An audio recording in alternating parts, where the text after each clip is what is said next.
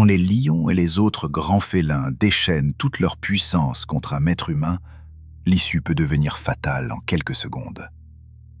De la rencontre mortelle d'une touriste chinoise avec un tigre sous sédatif en Thaïlande, jusqu'aux derniers instants d'un photographe allemand face à un léopard dans la brousse sud-africaine, ces drames rappellent une vérité brutale.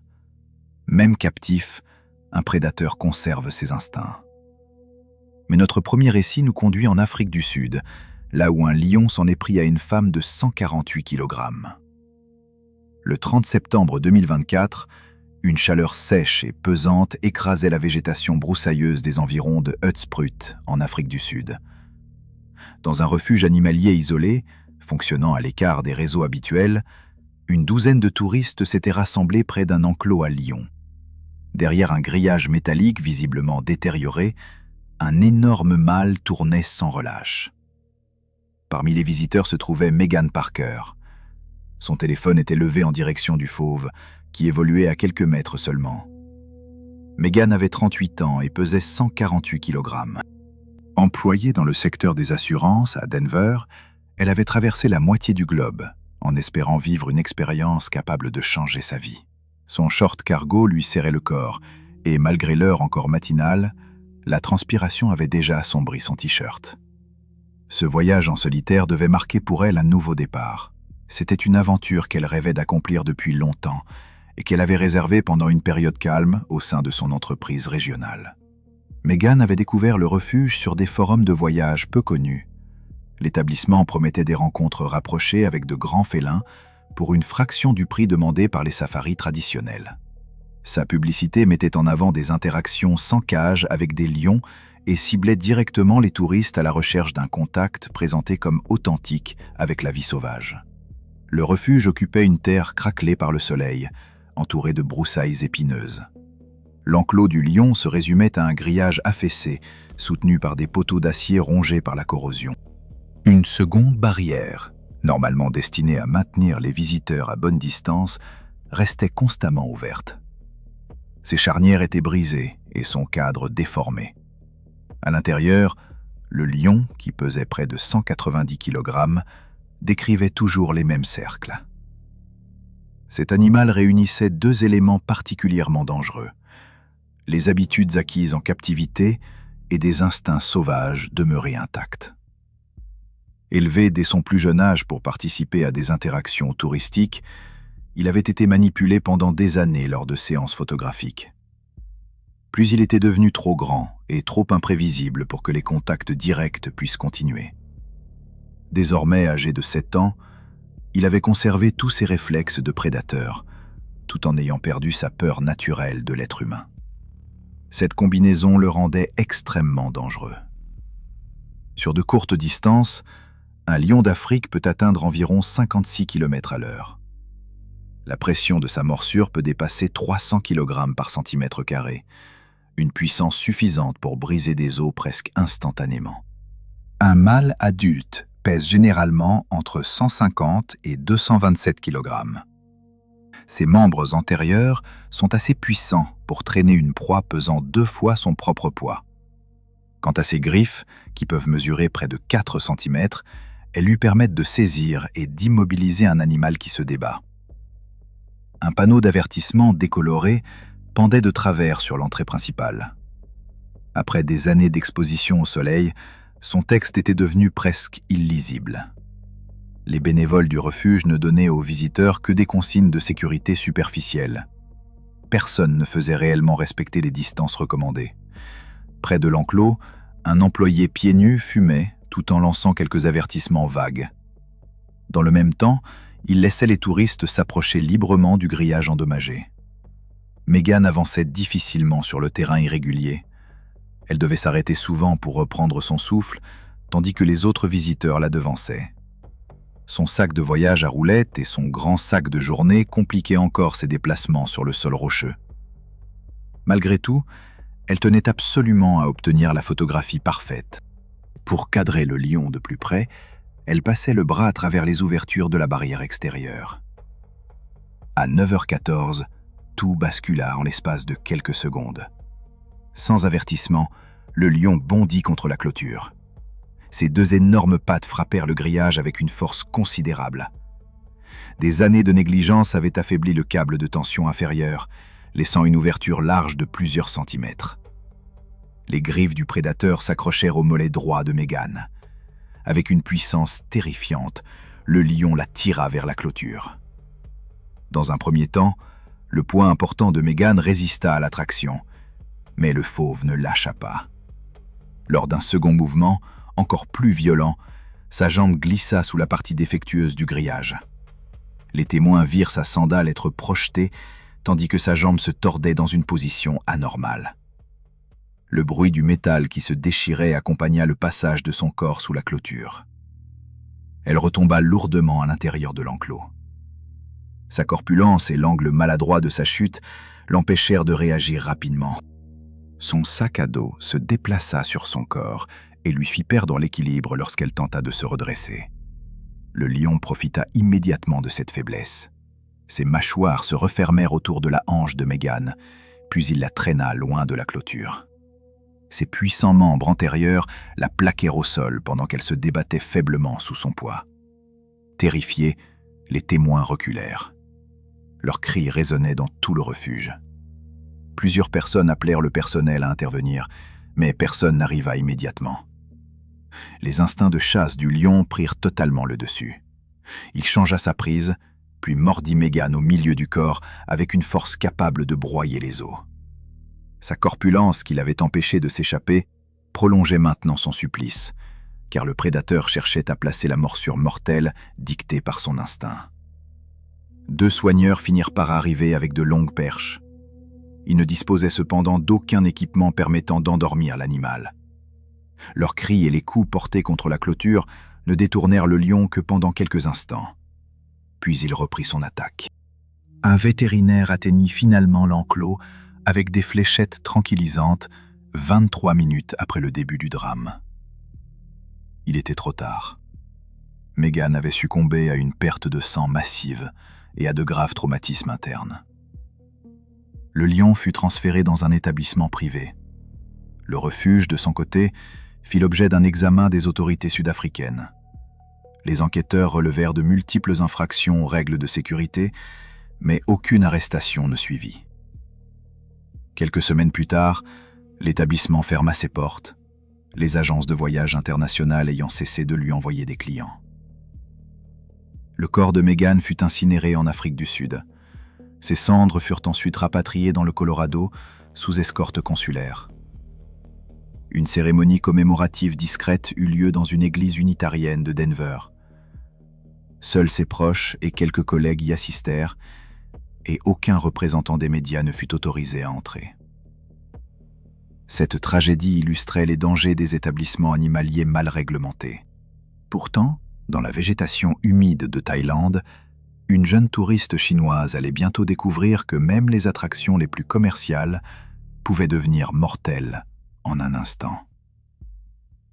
Le 29 août 2016, à environ 19 km du centre de Chiang Mai, les clôtures basses et les enclos en béton du Tiger Garden abritaient des grands félins sous sédatifs, préparés pour les photographies avec les visiteurs. Les soigneurs circulaient silencieusement parmi eux. Derrière le plus grand enclos, une jeune touriste ignorait encore qu'un mouvement de quelques centimètres allait déclencher une réaction qu'elle ne pourrait plus arrêter. Mei Lin avait 26 ans. Analyste en assurance qualité logicielle à Shenzhen, elle profitait d'une semaine de vacances en compagnie de son petit ami, Jian. Dans son travail, Mei passait de longues heures à vérifier la stabilité du code d'une plateforme logistique utilisée dans les ports commerciaux. Elle avait économisé pendant plus d'1 an afin de s'offrir ce court voyage, juste avant de rejoindre une autre équipe dans son entreprise. La formule proposée par le Tiger Garden l'avait séduite par sa promesse de proximité. Le parc annonçait des tigres adultes, sans cage entre l'animal et le visiteur, ainsi qu'une interaction calme et prétendument sans danger. Comme beaucoup de touristes, Mei avait sous-estimé les risques. L'image soigneusement construite par le parc brouillait la frontière entre animal sauvage et attraction de loisirs. Il y avait des guides en uniforme, des allées aménagées et des forfaits photographiques. Dans les vidéos promotionnelles, les tigres du Bengale semblaient toujours à moitié endormis. Leur tête reposait sur les genoux des visiteurs comme s'il s'agissait de simples chats domestiques. Pourtant, un tigre du Bengale peut peser jusqu'à 227 kg. Sa morsure peut exercer une pression supérieure à 450 kg par centimètre carré. Ses énormes pattes portent des griffes rétractiles longues de plus de 8 cm, conçues pour agripper et déchirer la chair. Surtout, un tigre conserve ses instincts de prédateur, quelle que soit la manière dont il a été élevé. Même lourdement endormi par des médicaments, il peut réagir à une vitesse fulgurante face à un mouvement brusque ou à ce qu'il interprète comme une menace. En fin de matinée, May et Jian entrèrent dans le plus grand espace photographique, désigné comme la zone C, réservée aux félins adultes. 3 tigres s'y trouvaient, 2 mâles et une femelle. Leur poids allait d'environ 177 à 204 kg. May s'agenouilla sur un tapis à côté d'un mâle de près de 190 kg, appelé Mourne. L'animal avait reçu du diazépam et se trouvait partiellement sous sédatif. Il avait pourtant présenté des signes d'agitation plus tôt dans la journée. Ses oreilles tressaillaient, ses pupilles étaient dilatées et il avait émis un grondement sourd, interprété à tort comme une vocalisation paisible. Les soigneurs avaient remarqué ces signes, mais ils avaient tout de même maintenu Mourne dans le programme des séances photographiques. Ils s'étaient contentés d'espacer ces apparitions par de courtes périodes de repos. À 11h48, May et Jian furent appelés à s'avancer. Un soigneur leur demanda de bouger lentement, de rester baissés et de ne toucher ni le visage ni la queue du tigre. Ils devaient sourire et attendre qu'un membre du personnel prenne la photographie. Jian se plaça près de May. À cet instant, dans une autre partie de l'enclos, les pleurs d'un jeune enfant provoquèrent un bref mouvement de panique et des cris au sein d'une autre famille. Le soigneur chargé de surveiller la séance s'éloigna pour intervenir. May et Jian se retrouvèrent alors sans supervision directe. Mourne avait la tête posée sur l'une de ses pattes avant. May s'accroupit davantage. Elle se pencha vers son compagnon et pivota légèrement afin de regarder l'appareil photographique. Pendant ce mouvement, ses cheveux partirent sur le côté et glissèrent contre le museau du tigre. La réaction fut instantanée. Mourne releva brusquement la tête. Ses oreilles se plaquèrent vers l'arrière et sa gueule s'ouvrit. Dans un demi-grognement, il bondit. Ses mâchoires se refermèrent en une seule prise écrasante sur le côté du cou et sur l'épaule droite de May. Jian trébucha en reculant. Le tigre ne rugit pas. On entendit seulement un choc sourd, suivi du bruit humide des tissus qui se déchiraient lorsque l'animal ajusta sa prise et tira la jeune femme sur le côté. May laissa échapper un son bref, presque sans souffle. Il fut aussitôt couvert par les hurlements des employés qui traversaient l'enclos en courant. 2 soigneurs arrivèrent en quelques secondes. Ils enfoncèrent des perches métalliques contre le flanc du tigre. Mourne gronda, puis relâcha May après avoir secoué une dernière fois la tête. La jeune femme roula sur le dos. L'un de ses bras tressaillait encore. Le sang traversait déjà le revêtement artificiel sous son corps. Jian criait son nom, incapable de bouger. Un employé l'éloigna, tandis que les autres encerclaient le tigre et le forçaient à reculer vers un coin ombragé. May respirait toujours lorsque le personnel parvint jusqu'à elle. Mais son pouls disparut avant même que le véhicule transportant la victime ait quitté le parc en direction de l'hôpital de la ville. Les autorités locales arrivèrent moins d'1 heure plus tard, après que d'autres touristes eurent signalé l'incident. Le Tiger Garden suspendit ses activités pendant 2 semaines, le temps d'un examen de ses pratiques. Il rouvrit ensuite discrètement, sans changement de propriétaire. L'enclos fut nettoyé et le revêtement du sol remplacé. Mourne fut retiré des interactions avec le public, mais il ne fut pas euthanasié. Dans les registres du ministère thaïlandais, une courte note qualifia l'événement de contact humain accidentel ayant entraîné un décès. Aucune poursuite ne fut engagée. Après de brèves formalités, Jian rentra en Chine avec la dépouille de sa compagne. Le corps de May fut rapatrié à Shenzhen, puis incinéré. Ses parents organisèrent une cérémonie privée réservée à la famille proche. La mort de May révéla les conséquences d'un simple relâchement de la surveillance dans une attraction animalière. Un peu plus d'1 an plus tard, en Afrique du Sud, un photographe allait comprendre que certains prédateurs n'ont besoin d'aucune négligence humaine pour attaquer. Le 7 novembre 2017, la brousse située à l'extérieur du parc national de Marakele paraissait anormalement silencieuse. Dans les minutes précédant le lever du soleil, une légère brume flottait au-dessus des buissons épineux. 3 personnes avançaient lentement sur un sentier, juste au-delà des limites d'un lodge. 2 touristes et un guide local spécialisé dans la photographie. À environ 37 mètres de là, derrière un coude formé par un ravin asséché, un autre homme était accroupi près d'une zone broussailleuse. Son appareil était prêt. Il ignorait qu'il n'était plus seul. Lukas Brenner avait 41 ans. Ingénieur en mécanique originaire de Leipzig, en Allemagne, il était aussi un photographe animalier amateur expérimenté. Sur plusieurs forums spécialisés, il était connu pour ses clichés nets de lynx et de renards européens réalisés sous une faible luminosité. Depuis peu, il avait commencé à voyager en Afrique australe avec l'objectif de photographier des carnivores difficiles à observer dans leur habitat naturel. Lorsqu'il était arrivé dans ce lodge en libre service du district du Waterberg, Lukas avait posé des questions très précises sur les observations de léopards près des limites du parc. Le personnel déconseillait aux visiteurs de partir seuls pour des raisons de sécurité. Mais cette règle n'était imposée que par quelques panneaux et des avertissements polis. Lukas restait généralement à l'écart des autres clients. La veille au soir, pendant le dîner, un couple britannique l'avait entendu expliquer qu'il préférait travailler seul à l'aube. Il recherchait une meilleure lumière et voulait éviter les voix susceptibles de faire fuir les animaux. Lors de son arrivée, il avait refusé de participer aux excursions collectives, même s'il avait accepté d'écouter les consignes générales de sécurité. À l'insu du personnel, il quitta le lodge avant 5h30 le lendemain matin. Il emportait un tabouret pliant et un sac contenant son matériel photographique. Un guide local, Daniel Mokoena, accompagnait 2 clients dans les environs. Il déclara plus tard avoir aperçu Lukas traversant des buissons bas sur la crête opposée. Le photographe se dirigeait vers une clairière naturelle connue pour être fréquentée par des prédateurs. Les léopards d'Afrique sont des chasseurs solitaires qui attaquent par embuscade. Dans cette région, les mâles pèsent généralement entre 64 et 82 kg. Leur morsure peut exercer une pression de plus de 180 kg par centimètre carré. Leurs griffes rétractiles dépassent parfois 5 cm. Dans un environnement sec comme celui du Waterberg, ils utilisent les ravins et les broussailles épaisses pour se dissimuler. Ils approchent souvent face au vent, sans être détectés, avant d'attaquer avec très peu d'avertissement, voire aucun. Selon Daniel, le léopard fut d'abord aperçu à une distance d'environ 23 mètres. Le guide s'apprêtait à crier pour prévenir Lukas lorsque l'attaque se produisit. À 6h14, Lukas venait de se relever de son tabouret.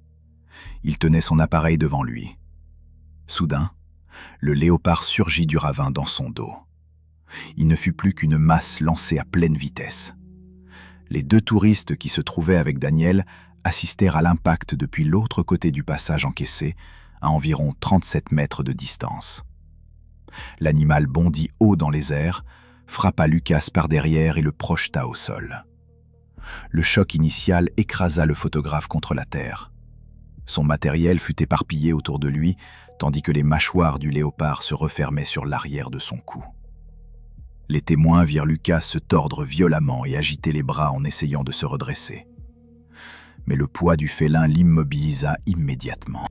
Le léopard enfonça ses crocs profondément sur le côté du cou, juste sous le crâne. Puis il secoua la tête par mouvements courts et brutaux.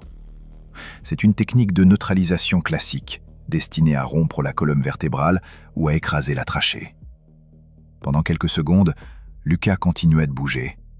Ses jambes donnaient de faibles coups, tandis que le prédateur le tirait à reculons à travers les broussailles.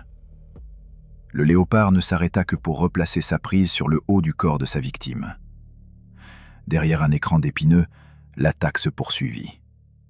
La scène était en partie cachée, mais ses bruits restaient audibles.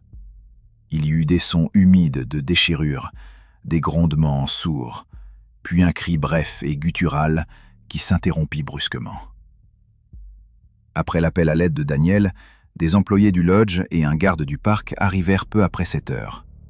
Ils suivirent de légères traces de traînées ainsi que des herbes couchées sur environ 5 mètres jusqu'à l'intérieur d'un fourré. Là, ils découvrirent le corps de Lucas, partiellement dissimulé sous des feuilles et des branches sèches.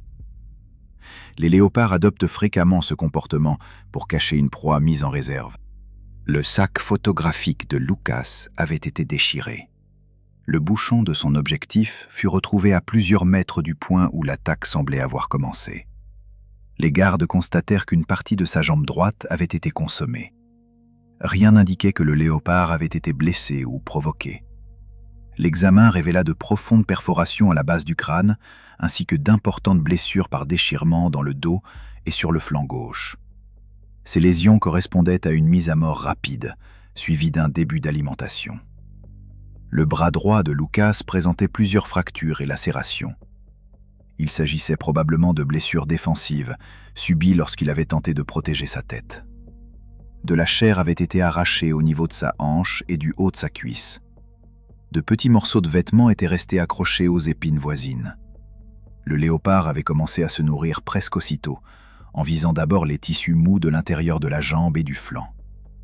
Il avait ensuite recouvert le corps d'herbes sèches avant de s'éloigner, probablement parce qu'il avait senti d'autres humains approcher. La zone fut sécurisée.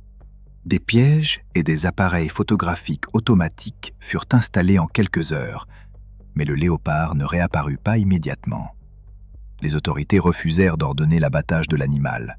Elles estimèrent que le félin avait suivi son comportement naturel et rappelèrent que Lucas s'était engagé sans autorisation hors des sentiers.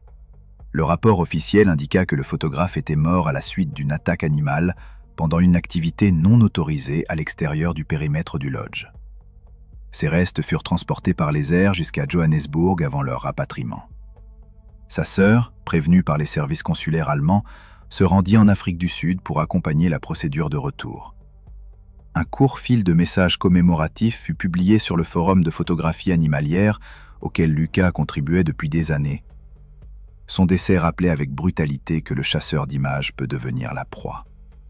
Mais dans l'enceinte d'un zoo bolivien, une soigneuse allait bientôt découvrir que la captivité n'offre aucune protection lorsque la morsure écrasante d'un jaguar atteint sa cible. Le 12 juin 2015, l'air de Santa Cruz de la Sierra était chargé de la chaleur humide du début de l'hiver dans les basses terres boliviennes. À l'intérieur du modeste zoo municipal, situé en bordure du Parque El Arenal, les employés accomplissaient rapidement leurs tâches matinales. Les grands félins recevaient leur nourriture et les enclos étaient préparés pour le nettoyage. Dans le couloir de service en béton situé derrière l'installation des jaguars, une jeune soigneuse entra dans un enclos secondaire avec un seau et un balai. Elle ne savait pas que, derrière elle, la grille de séparation commençait déjà à s'ouvrir. Valeria Mendoza avait 29 ans et travaillait depuis peu au zoo de Santa Cruz. Elle avait passé la majeure partie de sa vie adulte dans la ville. Tout en suivant une formation aux soins animaliers, elle avait occupé des emplois à temps partiel dans plusieurs cliniques vétérinaires. Lorsqu'elle avait obtenu un poste sous contrat au zoo, elle avait considéré cette embauche comme une progression importante.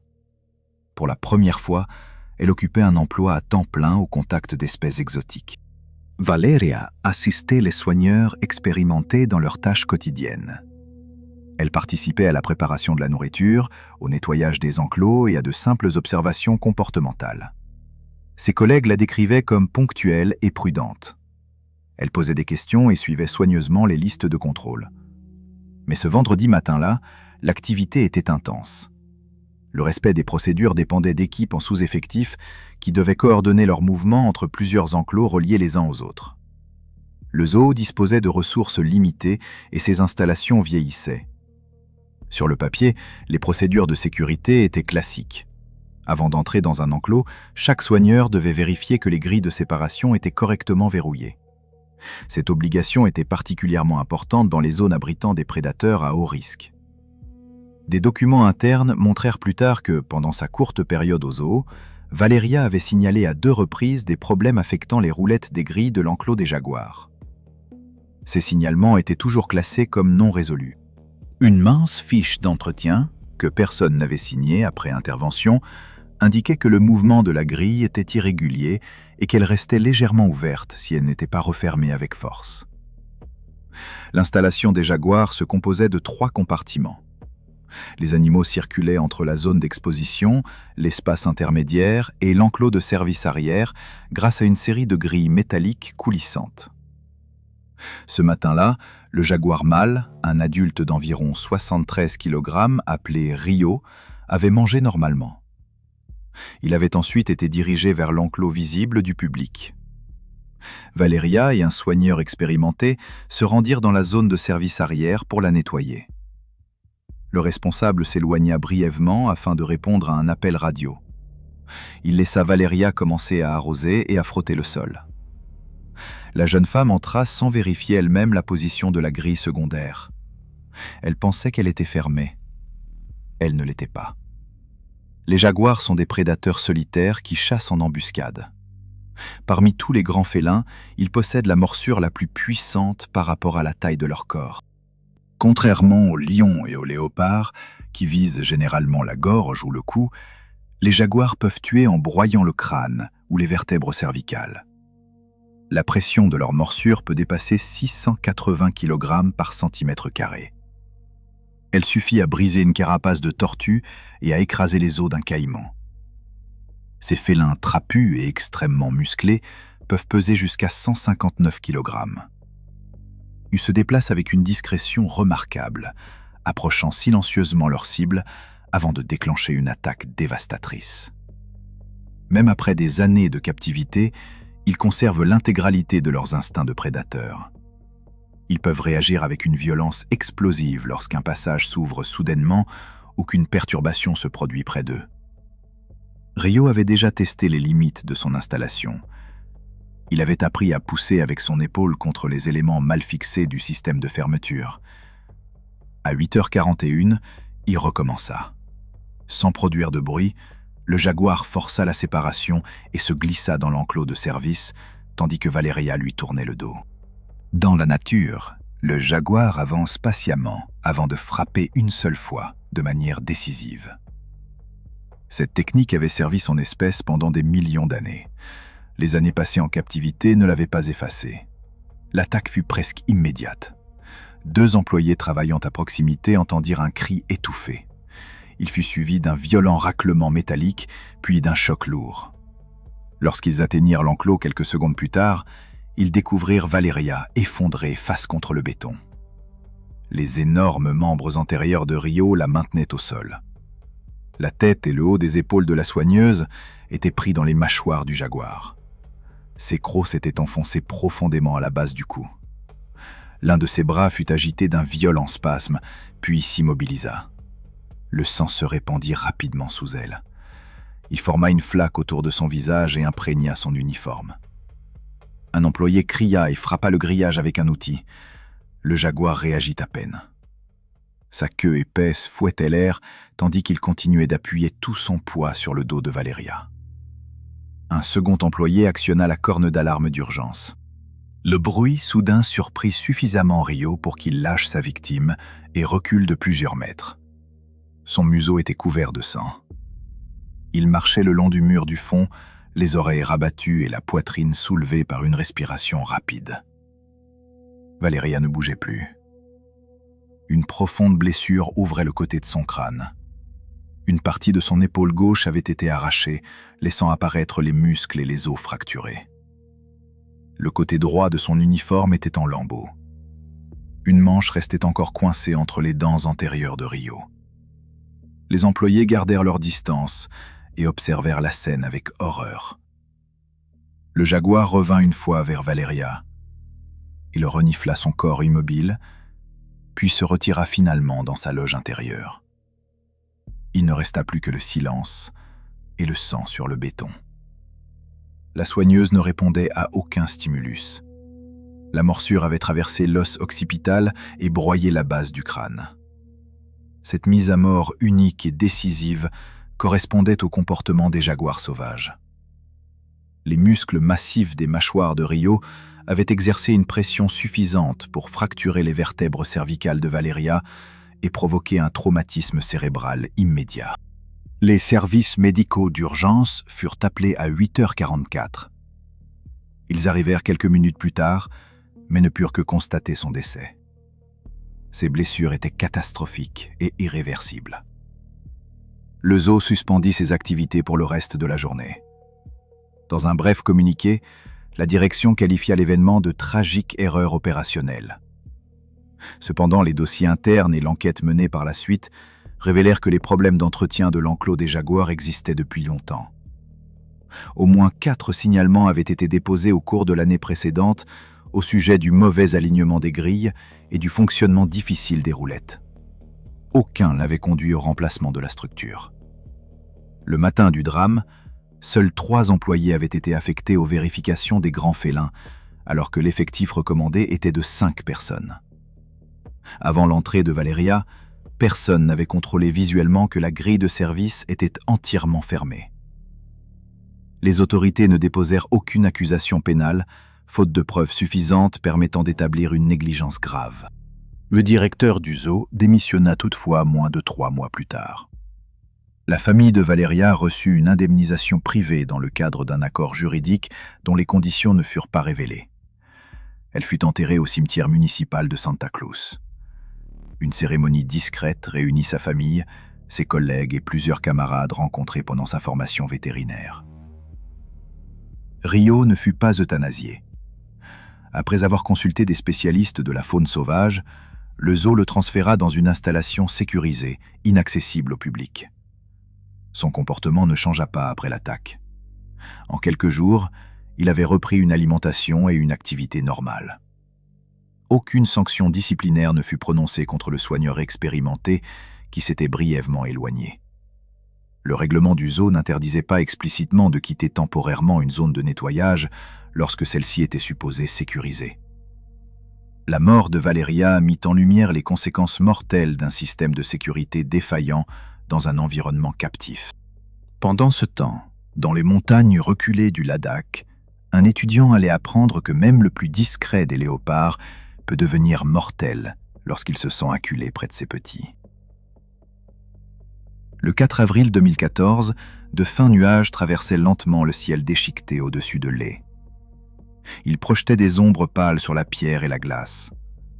À près de 4000 mètres d'altitude, le vent était sec et mordant. Dans une zone périphérique isolée du parc national d'Emis, 3 personnes avançaient sur un étroit sentier de crête dominant un ravin abrupt.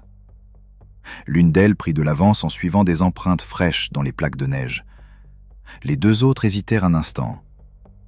Puis elles entendirent un cri. Il fut bref, aigu et ne se répéta pas. Lorsqu'elles atteignirent le tournant du sentier, le sang se répandait déjà dans la poussière. Arjun Deshmukh avait 23 ans. Il préparait un diplôme de 2e cycle en écologie de la faune à l'Institut indien des sciences. Né à Pune dans une famille d'enseignants, il avait très tôt montré de grandes aptitudes pour la biologie de terrain et la protection de la nature. Son mémoire portait sur les déplacements des prédateurs dans les écosystèmes de haute altitude. Il étudiait plus précisément les léopards des neiges non équipés de colliers de suivi, dont les territoires longeaient des zones de mise bas déjà connues. Arjun était arrivé à Leh 3 semaines auparavant. Il travaillait grâce à une autorisation de recherche obtenue dans le cadre d'un partenariat entre son université et les autorités locales chargées de la protection de la nature. Le léopard des neiges est un carnivore montagnard particulièrement difficile à observer, parfaitement adapté à la chasse solitaire par embuscade. Grâce à ses puissantes pattes arrière, il peut franchir jusqu'à 15 mètres en un seul bond. Cette force lui permet de parcourir très rapidement d'importantes distances verticales. Ses canines peuvent traverser des muscles épais et atteindre les os. Ses griffes sont conçues pour maintenir une proie sur un terrain escarpé. Contrairement à d'autres grands félins, le léopard des neiges attaque souvent depuis une position élevée. Il se projette depuis une corniche rocheuse avec une précision redoutable. Les femelles, accompagnées de leurs petits, deviennent particulièrement dangereuses lorsqu'elles défendent leur tanière. Dans ces circonstances, elles peuvent abandonner leur prudence habituelle face aux êtres humains. Arjun vivait dans un abri temporaire en pierre au-dessus de la vallée de la Marca. L'endroit n'était accessible qu'à pied ou à dos de mule. Avec l'aide de 2 pisteurs expérimentés du village voisin de Rumbak, il avait cartographié plusieurs portions de sentiers. Il avait aussi installé des appareils photographiques automatiques et étudié des échantillons d'excréments le long des couloirs de passage connus. Ce matin-là, les 3 hommes avaient suivi une série d'empreintes fraîches qui remontaient vers le nord-est en direction d'une gorge encombrée de rochers. La forme et la taille des traces suggéraient le passage régulier d'une femelle seule. Elles étaient trop petites pour appartenir à un mâle et aucune marque ne laissait penser que l'animal traînait une proie. Le sentier supérieur suivait une crête avant de plonger brutalement vers un ravin étroit. Quelques genévriers clairsemés s'accrochaient aux affleurements rocheux. À chaque pas, les amas de pierres instables menaçaient de glisser sous les pieds. À 7h50, Arjun prit de l'avance. Il contourna un virage qui passait derrière un énorme rocher et disparut du regard des pisteurs pendant quelques secondes. Il suivait les empreintes qui remontaient juste au-dessus du sentier principal. L'un des pisteurs se rappela plus tard qu'Arjun avait murmuré quelques mots au sujet d'un changement de direction de l'animal. Puis il s'était tu. Le cri retentit quelques secondes plus tard. Il était aigu, perçant et s'interrompit brutalement. Il fut suivi du bruit des griffes raclant la pierre. Les pisteurs coururent jusqu'au tournant, puis s'immobilisèrent devant la scène. Le léopard des neiges se tenait au-dessus de la poitrine d'Arjun. Ses puissants membres antérieurs le maintenaient plaqué au sol, tandis que ses mâchoires s'enfonçaient profondément dans le haut de sa cuisse.